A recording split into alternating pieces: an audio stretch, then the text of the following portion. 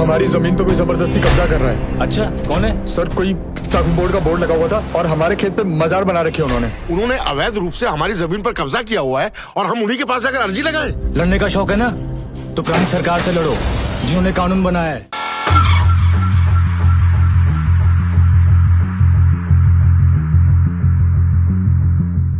नमस्कार, आप देख रहे हैं एनएमएफ न्यूज और आपके साथ मैं हूं नम्रता चौधरी।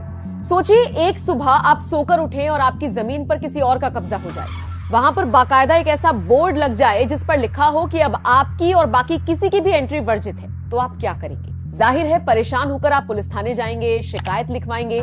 लेकिन अब इससे भी बुरा सोचिए, थाना इंचार्ज कह दे कि आपकी शिकायत यहां नहीं सुनी जाएगी, बल्कि जिसने इस जमीन पर कब्जा करके बोर्ड लगाया है उसी के आगे आपको हाथ जोड़ने होंगे। आसान शब्दों में कहूं तो अपनी चुराई हुई चीज आपको चोर के आगे ही हाथ फैलाकर मांगनी पड़े तो क्या होगा?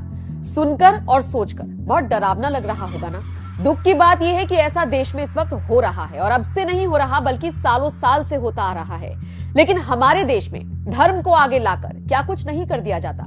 इसी धर्म के आधार पर यह सब कुछ हो रहा है। किसी की जमीन का एक छोटा सा टुकड़ा जा रहा है तो किसी राज्य में गांव के गांव हड़प लिए जा रहे हैं। इतना ही नहीं, धर्म को ढाल बनाते हुए हिंदुओं के मंदिरों तक पर बोर्ड लगा दिया गया है कि अब ये जगह उनकी है। कौन है ये लोग जो धन को आगे लाकर जमीनें हड़प रहे हैं? इनका मकसद क्या है? कैसे सरकार इनसे निपटेगी? अब तक कितनी जमीन इस तरह से हड़प ली गई है? इसी की सच्चाई से आपको रूबरू कराती है एक फिल्म जिसका नाम है आखिर पलायन कब तक। फिल्म 16 फरवरी 2024 को रिलीज होगी, लेकिन उससे पहले उसका जबरदस्त टीजर रिलीज हुआ है जिसने गदर काट दिया है। 6 दिन में ही फिल्म के टीजर को लाखों लोगों ने देख लिया। फिल्म में अगर फैक्ट्स के साथ सच्चाई दिखाई जाएगी ना, तो इस फिल्म को करोड़ों कमाने से यकीन मानिए कोई नहीं रोक सकता। फिल्म में आपको तख्फ बोर्ड सुनाई देगा, लेकिन वास्तव में तख्फ जैसा कुछ नहीं है। सीधे तौर पर नाम लेकर बवाल ना हो जाए, इसीलिए फिल्म मेकर्स ने ध्यान रखा है। बाकी बात इसमें वक्फ बोर्ड की ही की गई है। पिछले काफी वक्त से वक्फ बोर्ड को लेकर चर्चा हो रही है। मोदी सरकार से मांग की जा रही है कि इस बोर्ड को बंद कर देना चाहिए। बोर्ड पर आरोप लग रहे हैं कि धर्म के नाम पर अब तक हजारों करोड़ की जमीन हड़प ली गई है। अंदाजा लगाइए कि देश में सरकार और रेलवे के बाद अगर सबसे ज्यादा जमीन किसी के पास है तो वो वक्फ बोर्ड ही है। और इससे भी ज्यादा हैरानी की बात तो ये है कि दुनिया के 57 मुस्लिम देशों में वक्फ बोर्ड जैसा कुछ नहीं, लेकिन भारत में मुस्लिमों के लिए ये बोर्ड अलग से बनाया गया है, जो अब काम कम और अवैध तरीके से जमीन हड़पने को लेकर ज्यादा चर्चा में है। विस्तार से समझिए वक्फ बोर्ड पर क्या क्या आरोप लगे हैं। बीजेपी सांसद हरनाथ सिंह ने वक्फ बोर्ड पर आरोप लगाते हुए कई सारे खुलासे कर दिए। हरनाथ ने क्या कुछ कहा वो आपको बताते हैं।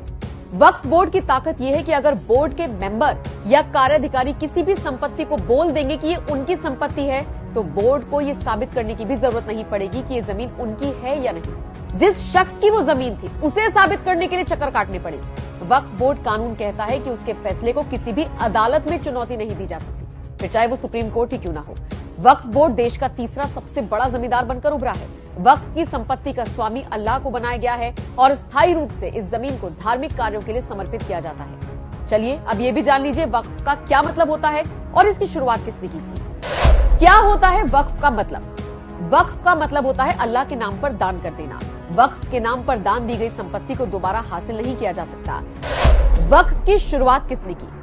1954 में सबसे पहले जवाहरलाल नेहरू की सरकार की तरफ से वक्फ अधिनियम पारित किया गया था। इस अधिनियम के तहत 1964 में केंद्रीय वक्फ परिषद की स्थापना कर दी गई थी। 1995 में सभी राज्यों और केंद्र शासित प्रदेशों के लिए वक्फ बोर्डों के गठन की अनुमति के लिए भी कानून में संशोधन किया गया था। भारत के हर राज्य में शिया और सुन्नी वक्फ बोर्ड समेत एक सेंट्रल बोर्ड और 32 स्टेट बोर्ड हैं। वक्फ बोर्ड इतना ताकतवर है कि किसी भी धरोहर, इमारत या जमीन को अपनी संपत्ति घोषित कर सकता है। तमिलनाडु, तेलंगाना और गुजरात समेत कई राज्यों में तो वक्फ बोर्ड ने गांव के गांव हड़प लिए हैं। वक्फ बोर्ड किसी की संपत्ति हड़पने के बाद उसे जानकारी तक नहीं देता। मालिक को पता तब लगता है जब वहां पर या तो बोर्ड लग जाता है या फिर वो उसे बेचने निकलता है। वक्फ बोर्ड ने ताजमहल, गुजरात में रेलवे की जमीन, काशी विश्वनाथ मंदिर समेत कई संपत्तियों पर अपना दावा ठोक रखा है। मतलब सोचकर देखिए, बोर्ड का गठन किसने किया, कब किया और किसके लिए किया और इसका किस तरह से इस्तेमाल हो रहा है। आपकी जानकारी के लिए बता दें, वक्फ बोर्ड के पास इस वक्त 8,509 संपत्तियां हैं जो 8 लाख एकड़ से ज्यादा की जमीन पर फैली हुई हैं।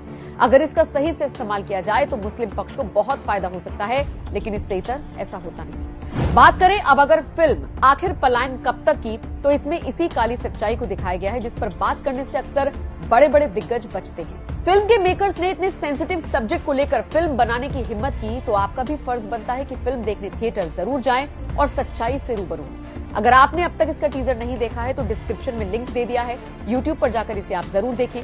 बाकी आप इस खबर पर क्या राय रखते हैं कमेंट करके बताना नहीं। हमारी जमीन पे कोई जबरदस्ती कब्जा कर रहा है। अच्छा, कौन है? सर, कोई वक्फ बोर्ड का बोर्ड लगा हुआ था और हमारे खेत पे मजार बना रखी है उन्होंने अवैध रूप से हमारी जमीन पर कब्जा किया हुआ है और हम उन्हीं के पास जाकर अर्जी लगाएं। लड़ने का शौक है ना, तो पुरानी सरकार से लड़ो जिन्होंने कानून बनाया है। और आपका तो एक जमीन का टुकड़ा है। तमिलनाडु में 20 गांव की जमीन और 1500 साल पुराना जो मंदिर है ना, वो भी इसी तख्फ ने हथियार रखा है। तेरा भगवान अलग, तेरा अल्लाह अलग, तीसरे का कोर्ट अलग। क्या चल रहा है ये? तमाशा चल रहा है। इंसान को उसकी जड़ों से अलग कर दो, उसको खदेड़ दो, बर्बाद कर दो उसको।